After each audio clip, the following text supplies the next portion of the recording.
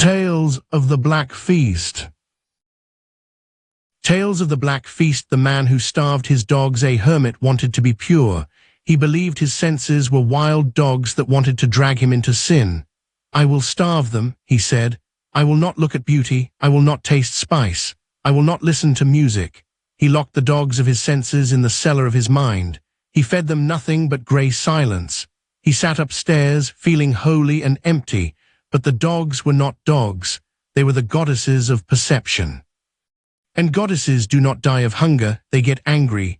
One night the floorboards cracked. The starved dogs burst out of the cellar, glowing with a terrifying divine light. They didn't bite the hermit, they devoured his holiness. They forced his eyes open to the blinding sun. They forced his ears to hear the roar of the thunder. You fool, barked the goddesses. We are the mouths of God. When you starve us, you starve the creator of the joy of tasting his own world. Moral, you try to suppress your senses to find spirit, not realizing that your eyes and ears are the very spoons God uses to eat the feast of life. The mirror that looked both ways. A guard was hired to watch the city gate. Watch the horizon, said the captain, but do not lose yourself in the distance. The guard stared at the horizon. He saw enemies, merchants, and clouds. He got lost in the shapes. He forgot who he was. I am failing, he thought. I am just a recording device. So he closed his eyes to find himself. Now I am centered, he thought. But while his eyes were closed, the enemy walked right past him. Useless. Cried the captain, you must learn the ghost stare. What is that? Asked the guard. Keep your eyes wide open, said the captain. See the hills, see the trees, but keep your attention resting in the back of your own skull. Look at the world, but look from the void. The guard tried it.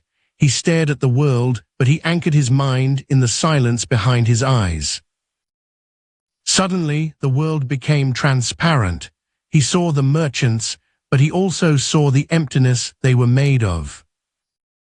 Moral, if you close your eyes, you lose the world. If you open your eyes, you lose the self. The master keeps his eyes open, but his gaze is turned inward, seeing the dream and the dreamer at the same time. The weaver who ran out of thread. A weaver wanted to make a blanket that covered the whole universe. I need more thread, he said. He bought all the wool in the village. It wasn't enough. He sheared all the sheep in the kingdom. It wasn't enough. I am out of material, he wept. The universe is too big. A spider lowered herself down on a single line of silk. Why do you cry, giant? Asked the spider. I have nothing left to weave with, said the weaver. That is because you are looking outside for the thread, said the spider. I never run out of thread because I pull it out of my own gut. I don't find the web, I vomit the web. The weaver realized that the universe was not a place to be covered, but a projection coming out of his own consciousness. He stopped buying wool and started dreaming. Moral, you run around looking for the materials to build your happiness. You do not see that the world is spooled out of your own awareness. To change the rug, you must change the spinner. The silence that screamed. A librarian demanded absolute silence. Noise is chaos, he said. Truth is quiet. He built a room with lead walls. He sucked the air out. He sat in the vacuum waiting for the truth.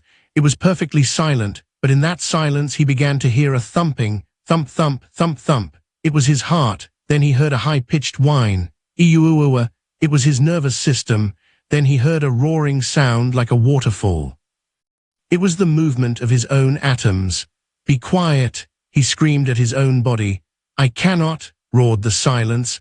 I am Spanda the pulse. Even a rock is vibrating. Even the void is trembling with potential. If I stopped moving, I would cease to be. The librarian realized that true silence is not the absence of noise. It is the hum of pure power. Moral, you seek a peace that is dead and flat. But the peace of God is a high-voltage wire, silent to the ear, but vibrating with enough power to light a city. The knot that was the rope. A sailor found a terrible knot in his rope. It was tight, hard, and ugly. This knot ruins the rope, he said. It stops the flow, it is an obstacle. He used his marlinspike, he used his teeth, he picked and pulled, trying to destroy the knot. I must get this knot out of the rope, he grunted. After years of struggle, the knot finally loosened. It unraveled. The sailor held up the rope. Finally, the knot is gone. But then he looked at the pile of string on the deck. The knot hadn't been a foreign object caught in the rope. The knot was the rope, just twisted up. By fighting the knot, he had been fighting the rope itself. Moral: you try to remove your ego, your trauma, your fear, thinking they are alien invaders. You do not see that they are just your own consciousness twisted into a tight shape. Do not cut the knot, simply relax the tension. XVIII